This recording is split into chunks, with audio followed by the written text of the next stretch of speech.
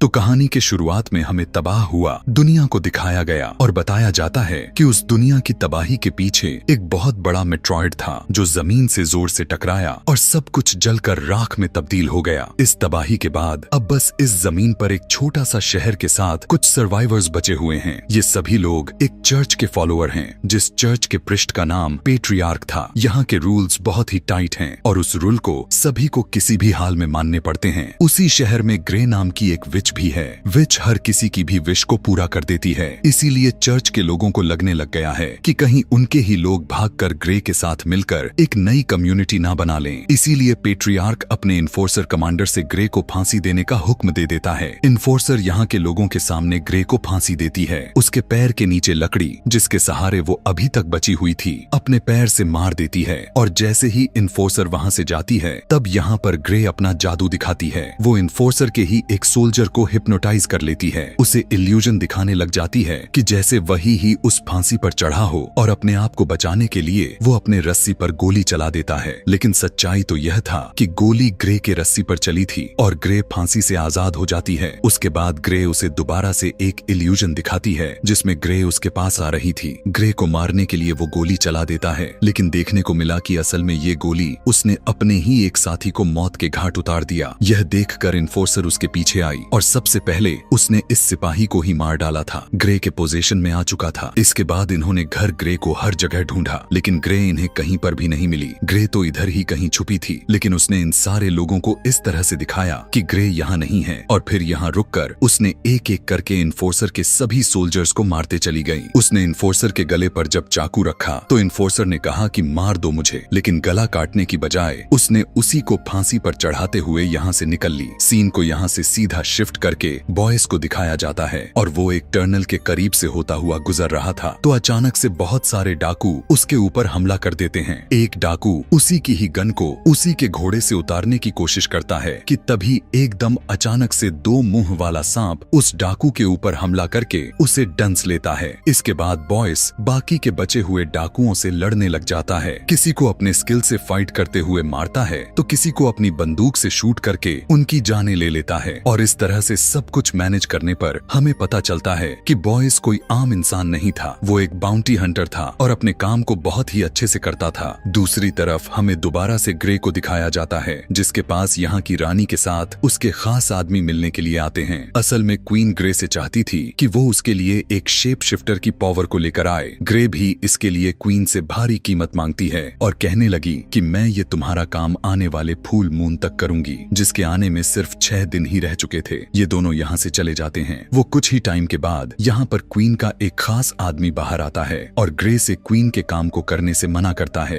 क्योंकि उसे लग रहा था कि क्वीन जो करना चाह रही है वो दरअसल बिल्कुल भी ठीक नहीं है। हैरानी की बात तो यह था कि ग्रे उसकी भी बात मान गई थी। हालांकि ग्रे इस आदमी की भी बात को नहीं मानना चाहती थी, लेकिन क्योंकि उसके ऊपर एक कर्ज था, एक श्राप था कि वो किसी को भी विश को मना नहीं कर सकती थी, तो उसने इस आदमी की भी विश को मान लिया। अब आगे कहानी में ट्विस्ट तो आने ही वाला है कि किस तरह से ग्रे इन दोनों अपोजिट विश को मैनेज करेगी। अब वो अपने पावर्स से पूरे लॉस्ट लैंड में शेप शिफ्टर को ढूंढने लग जाती है जिसे उसे मारना है। वो अपने विजन में देख पाती है कि बहुत से लोग शेप शिफ्टर का शिकार करने के लिए आए थे, लेकिन फिर ये सभी उसी का शिकार बनकर रह गए। इन सभी को मार देने के बाद शेप शिफ्टर ने एक बहुत ही जोरदार दहाड़ मारी जिससे डरकर ग्रे का जादू टूट जाता है। सीन काटकर हमें क्वीन को दिखाया जाता है जो इस टाइम किंग के पास थी। यहाँ पर पहली बार हमें किंग दिखाए गए जो कि बहुत ही ज्यादा बीमार हो चुके हैं और बेड पर ही पड़े रहते हैं। ग्रे बॉयस से मिलने के लिए आती है क्योंकि बॉयस यहाँ का सबसे अच्छा हंटर्स था और ग्रे को अपना मिशन पूरा करने के लिए उसे ऐसे ही किसी आदमी की जरूरत थी। वो उसे शेप शिफ्टर को मारने के लिए अच्छे पैसे देने की ऑफर करती है। ग्रे बॉयस के साथ खुद भी द लॉस्ट लैंड जाना चाहती थी जहाँ पर उस शेप शिफ्टर का बिल है। असल में वो वहीं पर शेप शिफ्टर को मारकर उसकी ताकत को कैद किया जा सकता है। बॉयस पहले ही ग्रे को अलर्ट कर देता है कि ये रास्ता बहुत ही लंबा हो सकता है और इसमें बहुत ही खतरों का सामना करना पड़ सकता है। इस खतरे में कई तरह के डिमंस के साथ टूटे फूटे रास्ते भी होंगे, लेकिन ग्रे किसी भी तरह के इस मुश्किल रास्ते को पार करने के लिए तैयार थी।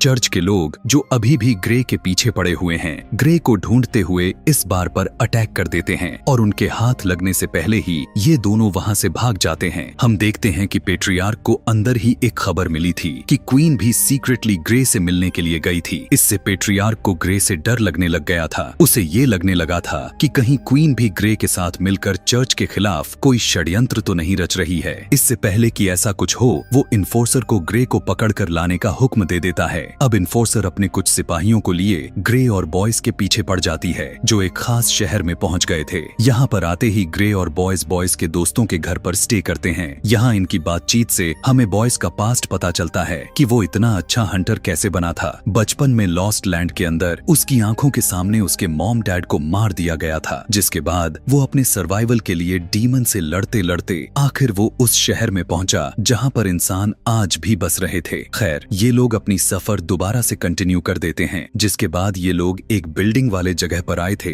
जहाँ से आगे का रास्ता इन्हें एक केबल से लटकता हुआ बस के जरिए पार करना था। लेकिन जैसे ही इन्होंने ऊपर की तरफ आते हैं तो इनका सामना इन्फोर्सर और उसके सिपाहियों से हो गया। दोनों विरोधी के बीच फाइट होने लग जाती है। बॉयस तो पहले से ही बहुत अच्छा हंटर के साथ फाइटर था। इधर ग्रे भी इनसे लड़ने के लिए अपनी जादुई पावर्स का इस्तेमाल करने लग गई थी। वो सबको हिप्नोटाइज करते ही उनके ऊपर वॉर कर देती है, जबकि दूसरी तरफ बॉयस किसी के ऊपर गन से तो किसी के ऊपर चाकू से धड़ाधड़ हमला करते चला जा रहा था। बहुत लड़ाइयां के बाद उन सभी सोल्जर को मार गिराता है और जब इन्हें लगता है कि अब टाइम आ चुका है तो ये दोनों जल्दी से केबल बस के ऊपर जंप करके जाने लग जाते हैं। लेकिन अभी भी बहुत से सिपाही इनके पीछे यहाँ पर भी आ चुके थे। बस के अंदर भी ग्रे बहुत से सोल्जर्स को मार गिराती है। इनमें फिर से जबरदस्त फाइट बस में ही शुरू हो जाती है, जबकि बस के अंदर बॉयज भी इन लोगों से लड़े जा रहा था। इन्फोर्सर यह देखती है कि ये दोनों तो इनके हाथ लग ही नहीं रहे, तो वो अपने सिपाहियों से इस बस के केबल को काटने को कह देती है। जैसे ही एक केबल टूटा, बस डिसबैलेंस होकर नीचे गिर गई, लेकिन अभी भी वो एक चट्टानों के बीच लटके हुई थे। ग्रे अपने चाकू के सहारे से बस के ऊपर की तरफ आने की कोशिश करने लग जाती है, जबकि बॉयस इन सरकते हुए चट्टानों के ऊपर चढ़ रहा था। लेकिन तभी बस की दूसरी केबल भी काट दी गई और इनके पास जो उम्मीद बचा हुआ था अब वो भी खत्म हो गया। लेकिन वे दोनों अपने चाकू को इस्तेमाल में लेते हुए आखिरकार ऊपर चढ़ने में कामयाब हो गए। यह देखते हुए इन्फोर्सर ने अपनी स्नाइपर को निकालकर बॉयज को शूट करने की कोशिश की, लेकिन स्नाइपर के लेंस के जरिए ही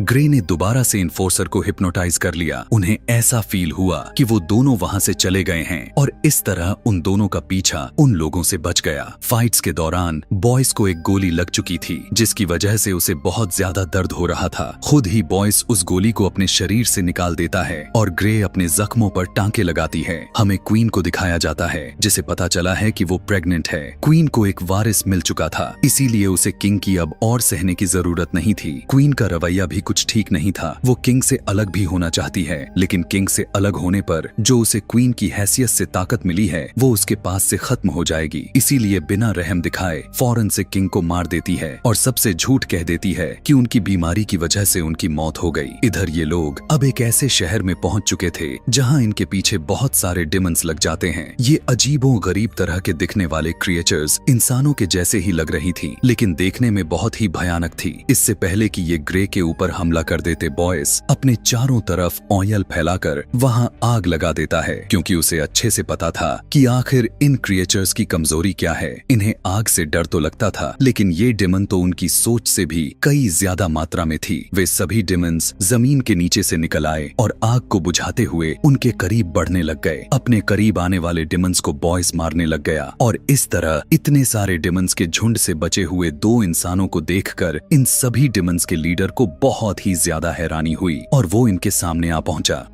उसको देखते ही ग्रे ने अपना जादू उसके ऊपर करने लग गई। उसने क्रिएचर्स के लीडर को हिप्नोटाइज करके इन सारे क्रिएचर्स को अपने से दूर करवाने का ऑर्डर दिलवाया, जिसके बाद मौका मिलते ही वो अपने हाथों से आग निकालती है और यहाँ पर सारे के सारे क्रिएचर जलकर राख में बदल जाते हैं और आखिरकार इनका पीछा छूट जाता है। आगे चलकर बॉयस उससे पूछने लगता है कि मुझे आग के बारे में पता ही नहीं था, तुमने वो आग कैसे जलाई थी? तब ग्रे ने उसे सच्चाई बताते हुए कहा कि असल में मैंने वहाँ पर कोई आग नहीं जलाई थी, बस इन सारे डिमंस को इल्यूजन दिखाया था। डिमंस अपने सोच के साथ साथ उस आग के डर की वजह से ही मर गए। अब अगला शहर लॉस्ट लैंड था। कुछ देर की दूरी पर बॉयस उसे इस बार भी रोकता है और कहता है, आगे चलना बहुत ही ज्यादा खतरनाक है, तुम्हारी जान भी जा सकती है। अब ये बात करते हुए ब्रिज को पार ही कर रहे थे कि इन्होंने देखा इन्फोर्सर अपनी बहुत सारी आर्मी को लेकर इनके पीछे अभी भी लगी हुई थी। सामने इनके ब्रिज के अलावा कोई और रास्ता था भी नहीं। आखिर बचते तो बचते कैसे? तभी ग्रे को एक और आइडिया आता है। वो ब्रिज पर तेजी से भागने लग जाती है और इन्फोर्सर भी ट्रेन स्पीड ज्यादा करते हुए ग्रे को कुचलने का प्लान करने लग जाती है। लेकिन एक पॉइंट पर जाकर इन्फोर्सर को पता चलता है कि ये ब्रिज असल में टूटा हुआ था। उनकी ट्रेन की स्पीड इतनी तेज थी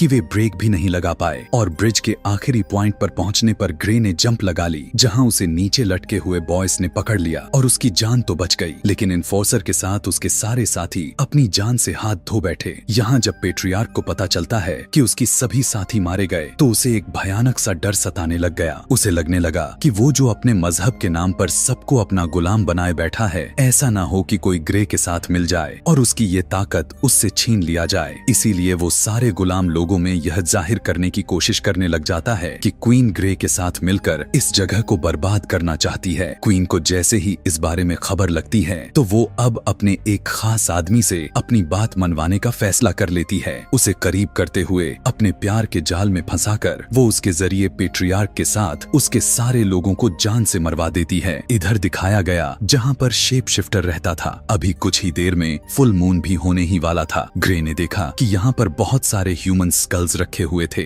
बॉयस ने बताया ये सभी उन लोगों के स्कल्स हैं जो शेप शिफ्टर का शिकार करने के लिए आए थे। अभी भी सोच लो, वक्त है। लेकिन यहाँ पर भी ग्रे उसकी बात को टाल देती है। ग्रे अपने उंगलियों में बड़े बड़े चांदी के नाखून के नुकीले लगाने लग जाती है। उसे पहनकर बॉयस के साथ एक बहुत ही बड़ा राज रिवील करती है और कहने लग जाती है कि तुम्हें क्या लगा कि मैं नहीं जानती? मैं जानती हूँ कि तुम ही वो शेप शिफ्टर हो। मैं इस बारे में पहले से ही अपने जादू से पता लगा लिया था और मैंने ही तुम्हें इस काम के लिए इसलिए हायर किया क्योंकि तुम यहाँ रहते थे, इसीलिए तुम मुझे यहाँ तक सेफली पहुँचा सकते थे और तुम्हें यहाँ तक लाने का मकसद ही यह था कि तुम्हारी ताकत लेने के लिए तुम्हें तुम्हारे जगह यानी तुम्हारे बिल में लाकर मारना जरूरी था। फुल मून होते ही बॉयज भी उसी के सामने ही शेप शिफ्टर यानी एक भेड़िए में तब्दील होने लग जाता है। इस भेड़िए के रूप में आते ही बॉयज की ताकत बहुत ज्यादा मात्रा में हो जाती है और वो ना चाहते हुए भी ग्रे के ऊपर तेजी के साथ हमला कर देता है। ग्रे भी अब लड़ने के लिए तैयार थी। अपने जादू से वो बॉयज को हिप्नोटाइज करते हुए ऐसा दिखाती है कि जैसे बहुत सारे परिंदे उसके पास आ रहे हैं। इन परिंदों को हटाने के लिए भेड़िया अपने हाथ को इधर उधर करने लग जाता है कि तभी उसी टाइम एक बहुत बड़ा सा परिंदा उसके ऊपर हमला करने के लिए पहुंचता है।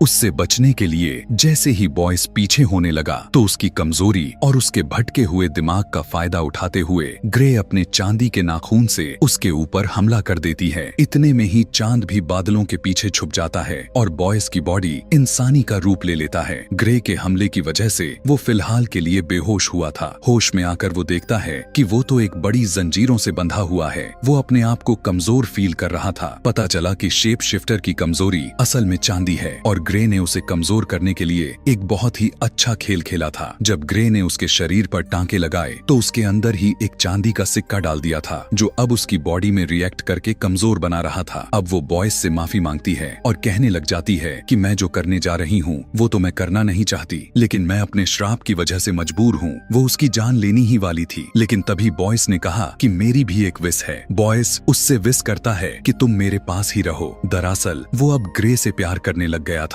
यह सुनकर ग्रे के आंखों में आंसू आने लग गए और उसने कहा कि हर विश की एक भारी कीमत भी चुकानी पड़ती है। बॉयस इसके लिए भी तैयार था, लेकिन ग्रे तो बुरी तरह से फंस चुकी थी। वो क्वीन की विश पूरी करती, क्वीन की खास आदमी की या फिर बॉयस की। जैसे ही फुल मून दोबारा से बादलों से बाहर निकलता है, बॉयस एक शेप शिफ्टर में बदल जाता है और बॉयस काफी बेदर्दी के साथ उसके सीने में अपना खंजर को स्टैब करते हुए उसे जान से मार देती है। जिसके बाद ये सीन यहीं पर कट हो जाता है और हमें अगली सुबह का सीन दिखाया जाता है। ग्रे के हाथ में हमें बॉयज की भेड़िए वाले खाल को दिखाया गया। ग्रे के वापस आते ही वो देखती है कि यहाँ के सारे लोग बहुत ज्यादा खुश थे, क्योंकि वे सभी चर्च के हुकूमत से काफी ज्यादा मात्रा में तंग आ चुके थे और उनके लिए उम्मीद की एक किरण सिर्फ ग्रे ही दिखाई दे रही थी। ग्रे के आते ही वो अपना विरोध करना शुरू कर देते हैं और सारे के सारे विद्रोही बन जाते हैं। चर्च के ऊपर सभी हमला करके उसके ऊपर का क्रॉस भी गिरा देते हैं। ग्रे अब सबसे पहले जाती है क्वीन के सबसे खास आदमी के पास। वो उसे बॉयज के खाल को देते हुए कहती है क्वीन को अपना खून इसके ऊपर डालना है, जिसके बाद इसकी ताकत उसके अंदर चली जाएगी। उसकी खाल पकड़ते हुए वो आदमी कहता है कि मैंने तो तुमसे विश मांगी थी कि तुम क्वीन की विश ना पूरी करना। तो ग्रे उसे यहाँ पर ट्विस्ट बताते हुए कहने लग जाती है कि क्वीन असल में शेप शिफ्टर बनकर बॉयज को पाना चाहती थी, लेकिन वो यह बिल्कुल भी नहीं जानती थी कि शेप शिफ्टर सिर्फ एक ही है और वो है बॉयज। क्वीन की शेप शिफ्टर बनाने के लिए बॉयज की ही मुझे जान लेनी पड़ी और तुम्हारा विश करने का मकसद था कि तुम्हें क्वीन मिल जाए। अब बॉयज मर चुका है तो क्वीन भी तुम्हारी हो चुकी है। अब जब क्वीन को यह हकीकत पता चलती है कि बॉयज मर गया तो वो पूरी तरह से टूट जाती है। उसे वो लम्हे याद आने लग गए जब बॉयज ने उस कहा था कि तुम मेरे तरह नहीं हो, मैं अपने ही तरह के किसी से शादी करना चाहता हूँ, न कि तुम्हारी तरह। और वजह भी यही है कि क्वीन ने शेप शिफ्टर बनने का फैसला किया था, लेकिन वो यह बात नहीं जानती थी कि अपने इस फैसले में वो बॉयज को ही खो डालेगी। वो पूरी रात इसी गम में डूबी रही। फुल मून होने तक उसने अपना रिचुअल कंप्लीट नहीं किया और सुबह की सूरज की रोशनी शेप शिफ्टर के खाल पर पड़ते ही वो खाल आग की तरह जलकर राख हो गई। अब क्वीन गुस्से में अपने खास आदमी जेरेस को ही मार डालती है, जो इस टाइम क्वीन के पास आया हुआ था। लेकिन बाहर जाने पर उसे एहसास हुआ कि उसने इमोशंस में आकर बहुत बड़ी गलती कर दी थी। उसने जेरेस को मार दिया है, जिसकी फौज के जरिए वो बाहर के लोगों से लड़ पाती, जिनसे बगावत कर पाती। यहीं से सीन को काटकर हमें बॉयज को दिखाया जाता है, जिसे सुबह होते ही होश आ गया था। वो जब मरा था तो एक शेप शिफ्टर में बदला हुआ था। उसकी जान उसकी खाल में ही थी, क्योंकि उसकी खाल का इस्तेमाल क्वीन ने नहीं किया तो उसकी जान दोबारा से बॉयज के अंदर चली गई और वो जीवित हो गया। गुस्से में बॉयज ग्रे के पास जाता है और उसकी गर्दन पर चाकू रख देता है।